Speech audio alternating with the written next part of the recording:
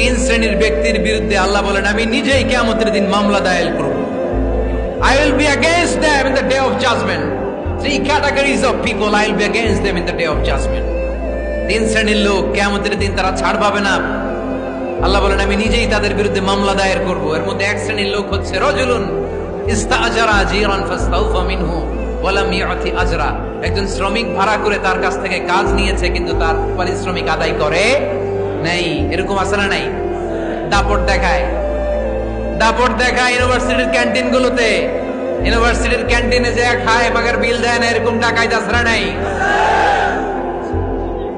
চায়ের দোকানে চা খায় পরে দিমু বিল দেয় না, আছে না নাই? দোকানে যে পণ্য কিনে বিল দেয় না, পরে দিমু, আছে না নাই? কিয়ামতের দিন আল্লাহ তোরে মাস্তানি ছুটাবে, চিল্লা এখন ঠিক কিনা?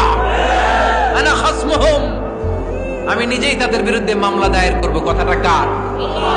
এজন্য বিশ্বনবী বললেন খবরদার, মেহনতি মানুষ, খেটে খাওয়া মানুষ, এদের দোয়া কবুল হয়ে যায়। আতুল আজিরা আজরাহু ক্বাবলা আন ইয়াজিফা আরাকুহু। খবরদার, বিশ্বনবী বললেন শ্রমিকের ঘাম শুকিয়ে যাওয়ার আগে তাদের পারিশ্রমিক মিটিয়ে দাও। বিশ্বনবীর বিখ্যাত হাদিস, আতুল আজিরা আজরাহু ক্বাবলা আন ইয়াজিফা আরাকুহু। শ্রমিকের ঘাম মাটিতে লাগার আগে, শুকিয়ে যাওয়ার আগে তাদের পারিশ্রমিক মিটিয়ে দাও। কেননা তারা যদি বদদোয়া করে তোমার জীবনকে জাহান্নাম বানিয়ে দিবে কে?